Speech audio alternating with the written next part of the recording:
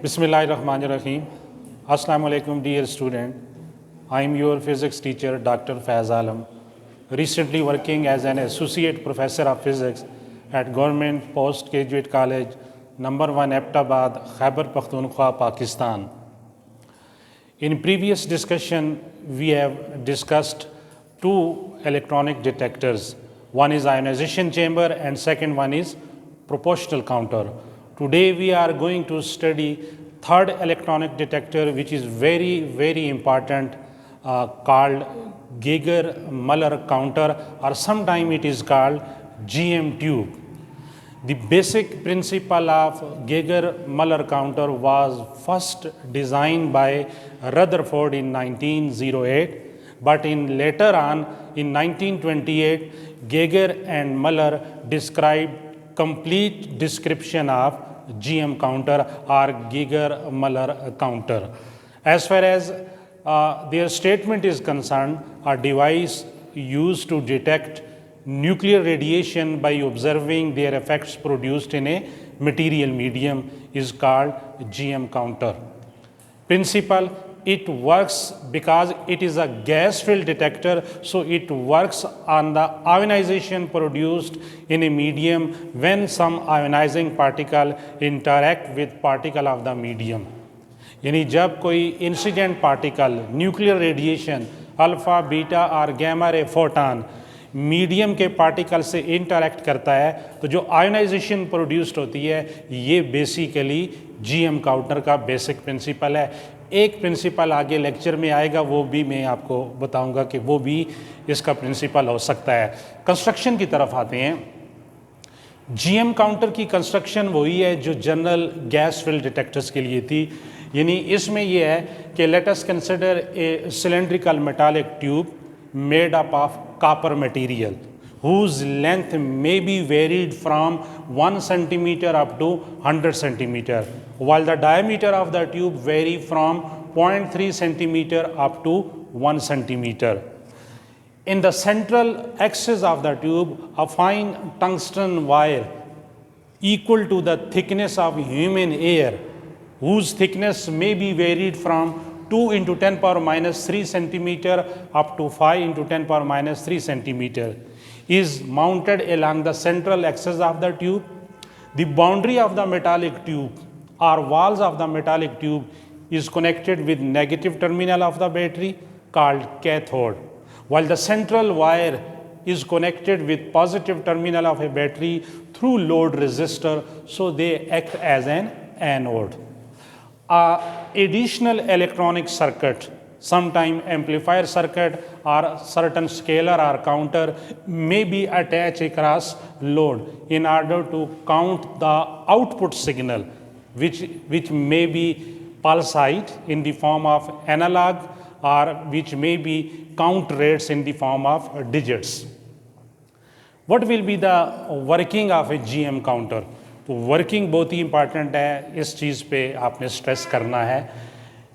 GM tube में ये जो विंडो है, अगर इस विंडो के रास्ते कोई आयोनाइजिंग रेडिएशन अल्फ़ा बीटा और गैमा रे फोटॉन जो ही एंटर होगा तो जो मीडियम है, अब मीडियम क्या हो सकता है, आयोनाइजेशन चेंबर में हमने मीडियम लिया था ड्राई एयर, और प्रोपोर्शनल काउंटर में हमने जो मीडियम था मैंने कहा था कि आप अल्कोहल जो कि क्विंचिंग गैस होती है 10% ये, और प्रिंसिपल गैस आर्गन ले सकते हैं. तो जीएम काउंटर में वैरायटी है.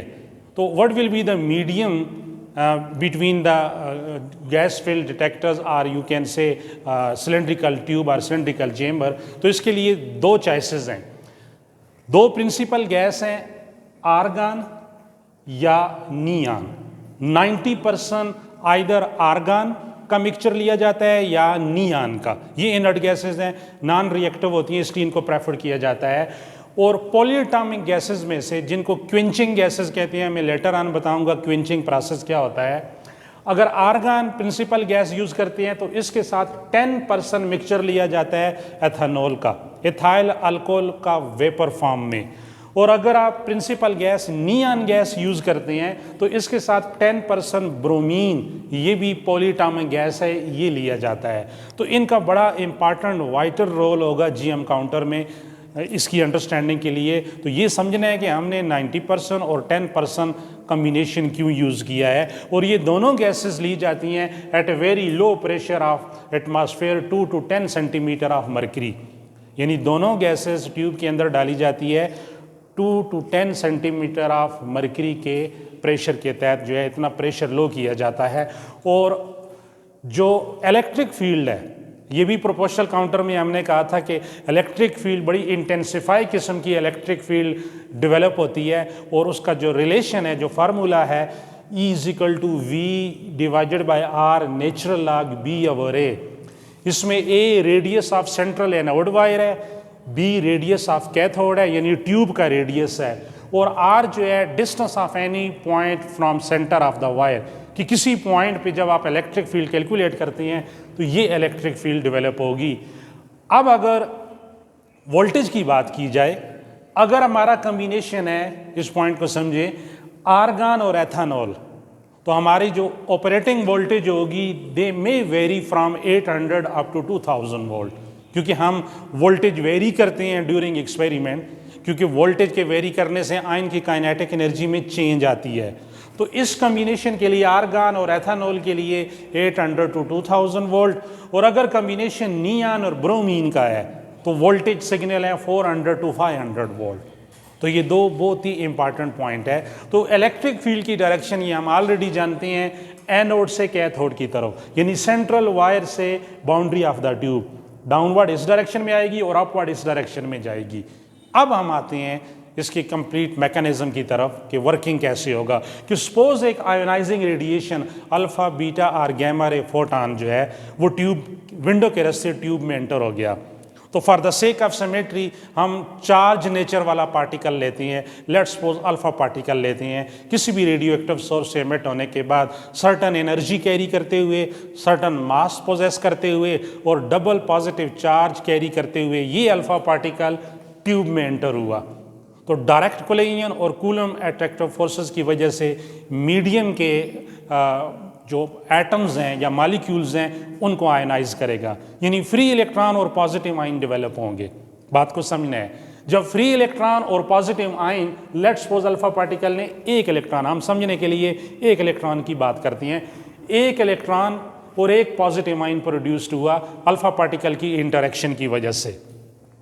हमने इन इलेक्ट्रॉन्स और पॉजिटिव आयन को काइनेटिक एनर्जी देनी है, तो उसके लिए हमने क्या किया, वोल्टेज अप्लाई की। जब वोल्टेज देंगे आयंस काइनेटिक एनर्जी गेन करेंगे। तो प्रोपोर्शनल काउंटर में ऐसा हुआ था कि जब इलेक्ट्रॉन, क्योंकि ये फ्री इलेक्ट्रॉन है, ये लाइटर होता है, जब ये मूव करता है तो ये रास्ते में अदर न्यूट्रल एटम्स आते हैं गैस के, आर्गन के हैं या नियान के हैं, जो प्रिंसिपल गैस है, इन एटम के साथ कोलिजन करेगा तो कोलिजन प्रोसेस में मज़ीद इलेक्ट्रॉन प्रोड्यूस्ड होंगे। तो मैंने कहा था कि जो इलेक्ट्रॉन है ये जो सेंट्रल वायर है एनोड के करीब जाके अकोमोडेट हो जाती हैं और इसके आसपास वैकेंट स्पेसेस रहती हैं। अब ये जो वैकेंट स्पेसेस हैं यहाँ पर पॉजिटिव चार्ज आता है, पॉजिटिव आयन रह जाता है, क्योंकि इलेक्ट्रॉन तो डिपॉजिट हो गया सेंट्रल वायर के ऊपर। तो लेट्स सपोज यहाँ से इलेक्ट्रॉन आया, सेंट्रल वायर पे डिपॉजिट हुआ और ये इलेक्ट्रॉन यूं जाएगा, लोड में से गुजरेगा और ये वापस इधर बाउंड्री तक आएगा, तो क्लोज सर्किट बनेगा। तो वैकेंट स्पेस जो है सेंट्रल वायर के आसपास जो रहती है वहाँ पॉजिटिव चार्ज होगा। इस इफेक्ट को नाम दिया गया था एवालांच इफेक्ट का। प्रोपोर्शनल काउंटर में ये सिंगल पॉइंट पे था, लेकिन याद रखने गीगर मलर काउंटर में सेंट्रल वायर की जो इंटायर लेंथ है, पूरी लेंथ के चारों तरफ सराउंडिंग एरिया में ये positive sheet of charge develop होगी। क्यों होगी, कैसे होगी, लेट्स सी। ये बहुत ही इंपॉर्टेंट पॉइंट है। मैंने कहा कि सिंगल अल्फा पार्टिकल ने एक इलेक्ट्रॉन और पॉजिटिव आयन डेवलप किया, this is called primary ionisation. अब आपने वोल्टेज दी, काइनेटिक एनर्जी गेन की इलेक्ट्रॉन्स और पॉजिटिव आयन ने। पॉजिटिव आयन मैसिव है, याद रख लो ये आयन है। इलेक्ट्रॉन और आयन में फर्क जाने, आपके पास आर्गन का एक न्यूट्रल एटम्स था, अल्फा पार्टिकल आया, उसने इलेक्ट्रॉन इजेक्ट कर दिया, आर्गन एटम में से एक इलेक्ट्रॉन क्या किया, इजेक्ट कर दिया, आपके पास सिंगल इलेक्ट्रॉन है, लेकिन उस आर्गन के ऊपर रिमेनिंग पॉजिटिव चार्ज आ गया इलेक्ट्रोपॉजिटिव कैरेक्टर की वजह से, पॉजिटिव आयन, तो उसमें तो न्यूक्लियस भी है और रिमेनिंग अदर इलेक्ट्रॉन्स भी हैं, तो वो तो पूरा एक एटम्स हैं जिसमें डेफिशिएंसी ऑफ वन इलेक्ट्रॉन है, तो उसका मास आप सिंगल इलेक्ट्रॉन के मास से कंपेयर करें तो बहुत मैसिव डिफरेंस आएगा। इसलिए याद रख लें, कोई भी गैस फिल्ड डिटेक्टर्स होगा जो पॉजिटिव आयन होगा वो जब इलेक्ट्रॉन के मास से कंपेयर करेंगे तो उसका mass much much more greater होगा as compare to free electron, क्योंकि सिंगल प्रोटॉन 1876 टाइम मैसिव है एज कंपेयर टू इलेक्ट्रॉन। तो यहाँ पर तो आर्गन के न्यूक्लियस में कितने ही पॉजिटिव चार्ज हैं, कितने ही प्रोटॉन हैं, तो उन तमाम का मास जो है वो सिंगल फ्री इलेक्ट्रॉन के मास के मुकाबले में कहीं गुना मिलियन टाइम ज़्यादा होगा। तो पॉजिटिव आयन तो जब इलेक्ट्रोड की तरफ जाएगा वो टाइम कंज्यूम करेगा, लेकिन इलेक्ट्रॉन जो है इसने जो काइनेटिक एनर्जी गेन की है ये बहुत फास्ट मूव करेगा और रास्ते में अदर न्यूट्रल एटम, देखें ये एक इलेक्ट्रॉन था जो मैंने एग्जांपल ली, अदर न्यूट्रल एटम से कोलिजन करेगा, जब अदर न्यूट्रल एटम से कोलिजन करेगा आर्गन का न्यूट्रल एटम, तो उसके ऑर्बिट में जो रिवॉल्विंग इलेक्ट्रॉन है उसको नॉक कर देगा। तो इस तरह एक इलेक्ट्रॉन से कितने बन गए, 2 इलेक्ट्रॉन बन गए, एक पहले वाला जिसने कोलिजन किया और एक आर्गन के न्यूट्रल एटम के ऑर्बिट से इलेक्ट्रॉन को इजेक्ट किया जो, तो 2 इलेक्ट्रॉन बन गए। अब ये 2 इलेक्ट्रॉन भी हाई काइनेटिक एनर्जी वाले हैं, अब ये 2 क्या करेंगे, ये 2 मजीद न्यूट्रल एटम से कोलिजन करेंगे, तो इसकी वजह से कितने बने, फिर 2, और ये जो है इसने भी 2 बनाए, तो टोटल कितने हो गए, 4। अब ये 4 आगे क्या करेंगे, ये सिंगल इससे 2 आगे, इससे 2 आगे, तो करते करते देखें ये 4 से आपको 8 मिल जाएंगे।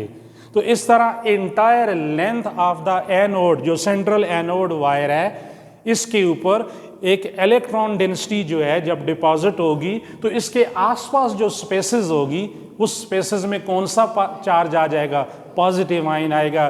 This is called positive sheath of ion develop across central wire or anode. Clear होगी बात ये।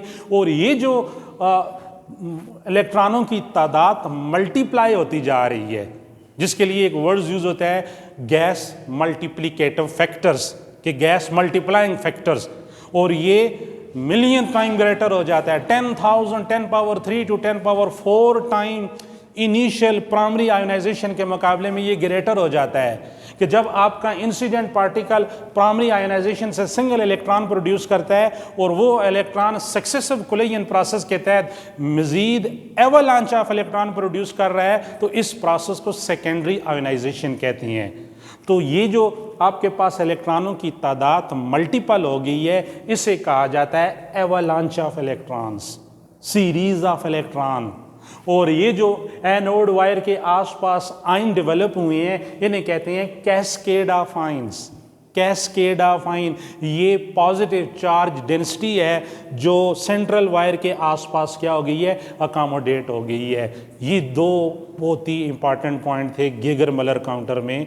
तो प्रोपोर्शनल काउंटर में ये जो कैस्केड ऑफ आयन थे ये सिंगल पॉइंट पे थे, किसी एक पर्टिकुलर पॉइंट पे, यहाँ हो सकता है, यहाँ हो सकता है, यहाँ हो सकता है।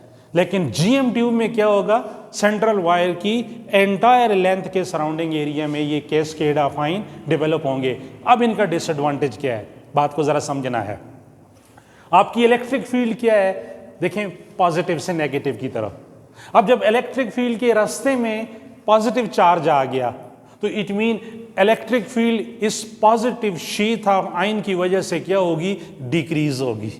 जब इलेक्ट्रिक फील्ड डिक्रीज होगी तो इलेक्ट्रिक फील्ड और पोटेंशियल का डायरेक्ट रिलेशन है, E = del V divided by del R। बड़ा फेमस रिलेशन है, E = V0 बाय R या D।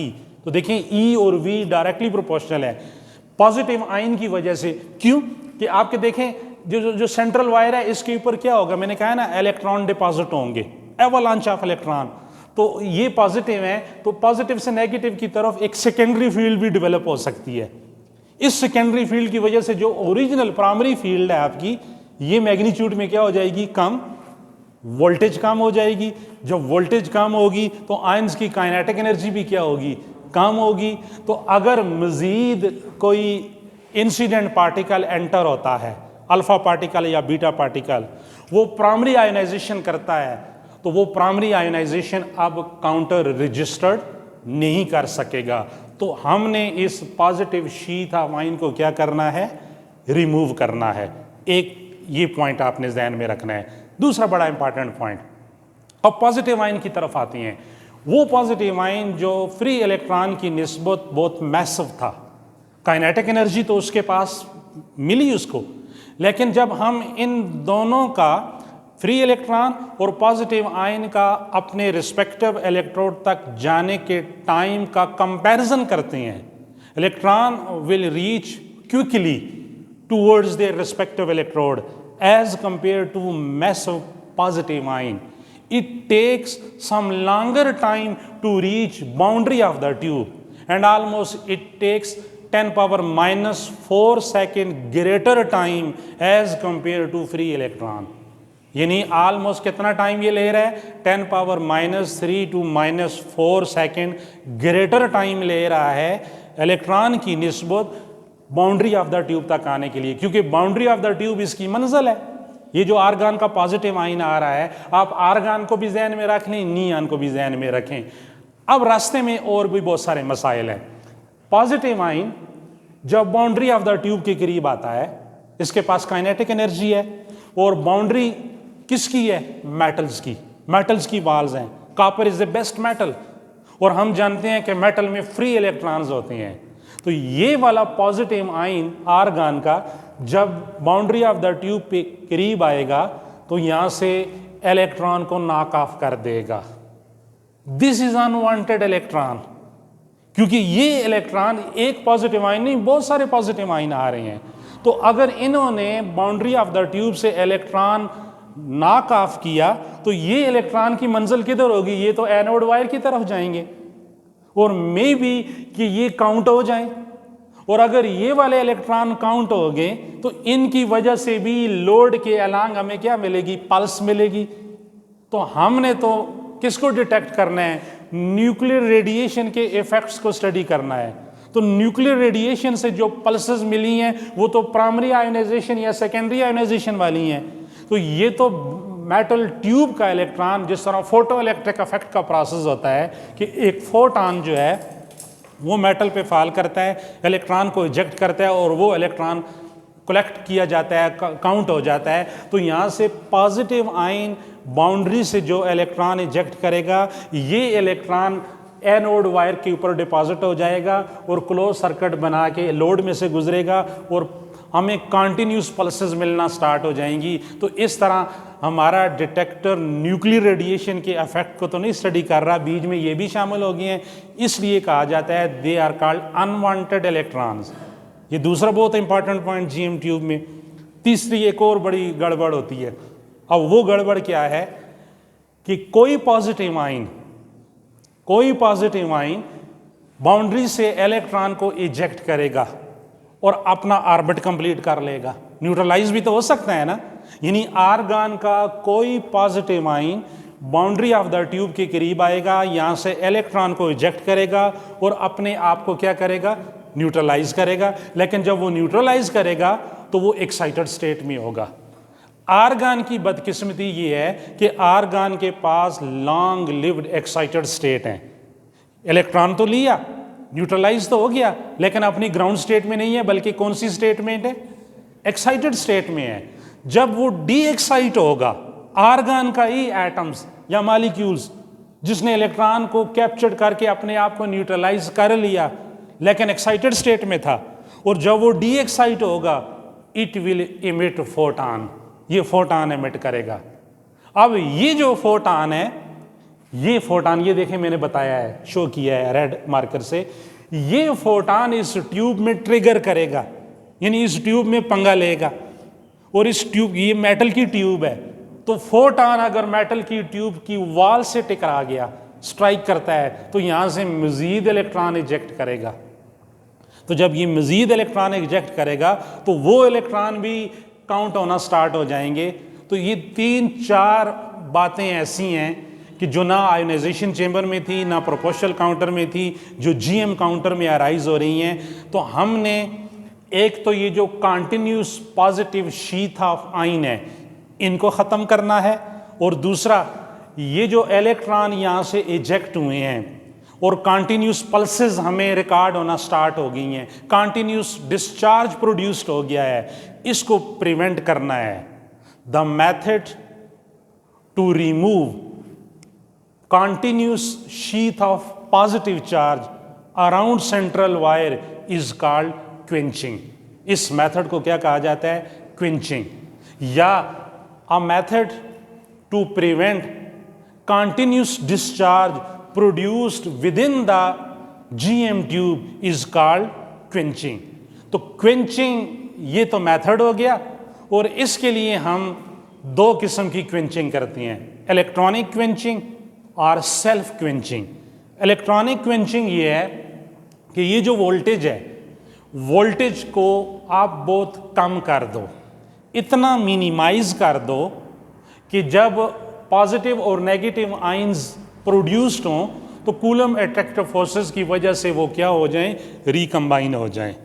लेकिन इस तरह करने से ये होगा कि अगर हम वोल्टेज को कम करते हैं इलेक्ट्रॉनिकली, अपोजिटली आयन आपस में रिकम्बाइन हो जाती हैं, कॉन्टिन्यूस डिस्चार्ज तो खत्म हो जाएगा, लेकिन dead time of the counter क्या हो जाएगा?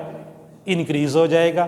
तो हम ऐसा करते हैं कि ऑटोमेटिकली बाय इट सेल्फ कोई मेथड अडॉप्ट किया जाए कि ये शीथ ऑफ पॉजिटिव आयन जो है वो रिमूव हो जाए। तो उसके लिए सेल्फ क्वेंचिंग की जाती है, और सेल्फ क्वेंचिंग के लिए हमें जो प्रिंसिपल गैस है आर्गन या नियान, इसके साथ पॉलीएटॉमिक गैसेस का 10% मिक्सचर लिया जाता है। मैंने स्टार्ट में कहा था ना कि मैं बताऊंगा कि ये जो दूसरी गैस है ब्रोमीन नियान के साथ या एथेनॉल आर्गन के साथ ये 10% क्यों डाली जाती है, इसका काम होता है कि क्विंचिंग के प्रोसेस में ये वाइटल रोल प्ले करती है। अब ज़रा सुने कि ये क्या रोल प्ले करेगी। पहले मैं इन दोनों का बताता हूँ। लेट्स सपोज नियान और ब्रोमीन या आर्गन और एथेनॉल, आप कोई बात आप जो है ना कोई कम्बिनेशन प्रेफर कर सकते हैं। हमने आर्गन की बात की है तो आर्गन और एथेनॉल को ले ले। आर्गन और एथेनॉल के अगर स्ट्रक्चर को देखें, क्योंकि मैंने आपको पहले प्रीवियस 2 लेक्चर्स में बताया था कि हर एटम्स और मॉलिक्यूल्स में से इलेक्ट्रॉन्स को नॉक ऑफ करने के लिए आयोनाइजेशन पोटेंशियल डिफरेंट चाहिए होता है। हाइड्रोजन जो लाइटेस्ट गैस है इन द यूनिवर्स, इसका जो आयोनाइजेशन पोटेंशियल है 13.6 वोल्ट है, और उसकी आयोनाइजेशन एनर्जी 13.6 इलेक्ट्रॉन वोल्ट है। अब हीलियम के लिए कुछ और है, लिथियम के लिए और है, बेरिलियम के लिए और है, और इनर गैसेस के लिए और है। आर्गन की आयोनाइजेशन पोटेंशियल ज़्यादा है, एथेनॉल का आयोनाइजेशन पोटेंशियल बहुत कम है। यानी एथेनॉल को आयोनाइज करने के लिए कम अमाउंट ऑफ एनर्जी चाहिए और आर्गन को आयोनाइज करने के लिए ज़्यादा एनर्जी चाहिए। जब सेम एनर्जी का alpha particle combination of gases में एंटर होगा तो एथेनॉल पहले आयोनाइज हो जाएगा। अब पॉइंट को समझना है ज़रा। जब एथेनॉल पहले आयोनाइज हो जाएगा, इसके इलेक्ट्रॉन और पॉजिटिव आयन बनेंगे, तो ये आर्गन भी आयोनाइज होगा, लेकिन argon little bit later ionise होगा क्योंकि उसकी आयोनाइजेशन एनर्जी आर्गन की ग्रेटर है एज कंपेयर टू एथेनॉल। तो जब एथेनॉल पहले आयोनाइज होगा तो इसका जो पॉजिटिव आयन है ये पहले बाउंड्री ऑफ द ट्यूब तक आ जाएगा। जो 10% गैस थी एथेनॉल का पॉजिटिव आयन, ये यहां से इलेक्ट्रॉन को इजेक्ट करेगा। इसकी एनर्जी कम है, याद रख लो, आयोनाइजेशन एनर्जी। इलेक्ट्रॉन को इजेक्ट करेगा और अपने आप को न्यूट्रलाइज कर लेगा। अब आर्गन के पॉजिटिव आयन ने बाउंड्री ऑफ द ट्यूब से इलेक्ट्रॉन इजेक्ट करके अपने आप को क्या किया? न्यूट्रलाइज कर लिया। न्यूट्रल एटम्स में कन्वर्ट हो गया, मॉलिक्यूल्स में कन्वर्ट हो गया। अब रास्ते में आर्गन का जो प्रिंसिपल गैस थी उसका पॉजिटिव आयन वो आ रहा होगा। तो जब आर्गन का पॉजिटिव आयन बाउंड्री के करीब पहुंचेगा तो इसकी इंटरेक्शन होगी एथेनॉल के न्यूट्रल मॉलिक्यूल्स के साथ, न्यूट्रल एटम के साथ। तो आर्गन का पॉजिटिव आयन एथेनॉल के न्यूट्रल एटम्स या मॉलिक्यूल के साथ कोलिजन करेगा और अपनी एनर्जी क्या कर देगा? लॉस कर देगा। एनर्जी लॉस की इसने, और जब एनर्जी सूटेबल अमाउंट में लॉस होगी और ट्यूब के करीब आएगा तो यहाँ से इलेक्ट्रॉन इजेक्ट करके अपने आप को न्यूट्रलाइज कर लेगा और अब ना फोटॉन एमिट होगा और ना ही जो है इस तरह ये जो पॉजिटिव शीट ऑफ आयन है, क्योंकि मैंने कहा था ना कि एक अल्फा पार्टिकल आता है, इलेक्ट्रॉन फ्री इलेक्ट्रॉन प्रोड्यूस्ड हुआ, वो रजिस्टर्ड हुआ, अब दूसरा अल्फा पार्टिकल तीसरा अल्फा पार्टिकल बीच में एंटर हो रहा है लेकिन ट्यूब इसको रजिस्टर्ड नहीं कर रही अंटल के पॉजिटिव आर्गन का पॉजिटिव आयन यहाँ पे आए और यहाँ पे आने के बाद इलेक्ट्रॉन को इजेक्ट करे और अपने आप को न्यूट्रलाइज कर ले, क्योंकि न्यूट्रल होगा तो तब आयनाइजेशन होगी ना। तो इस तरह ये जो प्रोसेस है क्वेंचिंग का, ये पॉजिटिव शीट ऑफ आयन भी ख़त्म हो जाएगी, फोटॉन भी इमिट नहीं होगा, एक्साइटेड स्टेट भी नहीं बनेगी और हमारा जो प्रॉब्लम है वो इस क्वेंचिंग गैस की वजह से ओवरकम हो जाएगा। अब दूसरे कम्बिनेशन के लिए सुने, दूसरे कम्बिनेशन में अगर प्रिंसिपल गैस नियान है आर्गन की तरह 90% और 10% ब्रोमीन है, नियान के पॉजिटिव और नेगेटिव फ्री इलेक्ट्रॉन और पॉजिटिव आयन बनेंगे। नियान की आयोनाइजेशन एनर्जी ग्रेटर है एज कंपेयर टू ब्रोमीन, तो ब्रोमीन में भी सेम काम होगा कि फर्स्ट ब्रोमीन के एटम जो है आयनाइज होंगे, ब्रोमीन का पॉजिटिव आयन तो जो दें, ब्रोमीन का positive ion boundary of the tube के करीब आएगा, यहां से इलेक्ट्रॉन को इजेक्ट करेगा और अपने आप को न्यूट्रलाइज कर लेगा, अपने आप को न्यूट्रलाइज कर लिया और ये डिसोसिएट हो जाएगा। यानी मॉलिक्यूल डिसोसिएट होने से मराद ये है कि मॉलिक्यूल डिवाइड हो जाएगा एटम्स में, क्योंकि ब्रोमीन डायटॉमिक मॉलिक्यूल्स है, याद रख लो। यानी ब्रोमीन के पास सिमिलर एटम्स हैं मॉलिक्यूल्स के पास, तो ये ब्रोमीन मॉलिक्यूल 2 एटम्स में कन्वर्ट हो गया इलेक्ट्रॉन इजेक्ट करने के बाद। अब नियान का जो पॉजिटिव आयन आ रहा है रास्ते में, वो ब्रोमीन के न्यूट्रल मॉलिक्यूल से कोलिजन करेगा और अपनी एनर्जी का बहुत सा हिस्सा क्या कर देगा, उस कोलिजन प्रोसेस में लॉस कर देगा। वेरी लो काइनेटिक एनर्जी के साथ बाउंड्री से इलेक्ट्रॉन इजेक्ट करके अपने आप को क्या करेगा, न्यूट्रलाइज कर लेगा। तो इस तरह ये जो क्वेंचिंग वाला प्रोसेस है ये क्या हो जाएगा, कंटिन्यूस जो पल्सेस प्रोड्यूस्ड हो रही थी लोड रेजिस्टर के अलांग, यहाँ से जो इलेक्ट्रॉन इजेक्ट हुए थे वो ख़त्म हो जाएंगी। ये अनवांटेड इलेक्ट्रॉन हमने by itself quenching process के तहत एक सूटेबल मिक्सचर ऑफ गैसेस डाल के इस प्रॉब्लम को क्या किया, ओवरकम कर लिया। ये तो हो गया क्वेंचिंग प्रोसेस। अब हम अगर इसके ग्राफ की तरफ आते हैं और डेड टाइम और रिकवरी टाइम की तरफ आती हैं, मैंने अभी कहा कि पॉजिटिव आयन जो है फ्री इलेक्ट्रॉन की निस्बत अपने रिस्पेक्टिव इलेक्ट्रोड तक आने में कुछ टाइम कंज्यूम करता है। जितना वो टाइम होता है उस टाइम तक जीएम काउंटर जो है, जो न्यू एंट्री होगी, यानी जो नया अल्फा पार्टिकल या बीटा पार्टिकल ट्यूब में एंटर होगा उसको काउंट नहीं करेगा।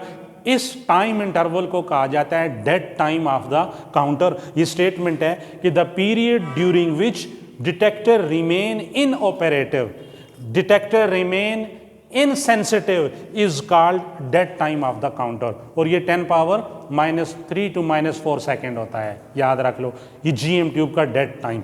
और अगर क्वेंचिंग ना हो ना तो ये डेड टाइम मजीद प्रोलॉन्ग हो सकता है। क्वेंचिंग इस डेड टाइम को क्या करती है, ओवरकम करती है।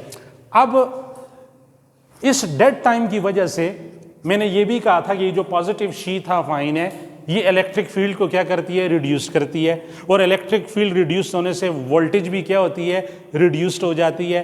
तो हमने इस टाइम का वेट करना है जब तक इलेक्ट्रिक फील्ड और वोल्टेज दोबारा अपनी नॉर्मल वैल्यू तक रिकवर्ड नहीं हो जाती। जब वो रिकवर्ड हो जाएगी इस टाइम इंटरवल को कहा जाएगा रिकवरी टाइम, यानी the time in which voltage across anode and cathode recover to its normal value is called recovery time. जाहिर है अब डिटेक्टर, ये पॉजिटिव शीट ऑफ आयन खत्म हो गई, अब डिटेक्टर दोबारा रेडी है न्यू एंट्री को डिटेक्ट करने के लिए, तो इस टाइम इंटरवल को क्या कहा जाएगा, रिकवरी टाइम।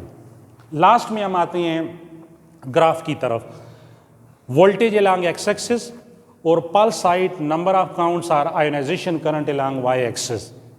GM काउंटर में मैंने कहा कि वोल्टेज वेरी करती है फ्रॉम डिफरेंट वैल्यूज, मैंने दिया 800 to 2000 वोल्ट। आप जरा यहाँ पे देखें, ये लिखा हुआ है VT, this is called threshold voltage. Threshold voltage से पहले यहाँ पर भी तो वोल्टेज है ना, यानी अगर आपकी अप्लाइड वोल्टेज की वैल्यू थ्रेशोल्ड वोल्टेज से लेस है तो किसी किस्म की पल्स हाइट लोड रेजिस्टर के अलॉन्ग ऑब्जर्व नहीं हो रही है।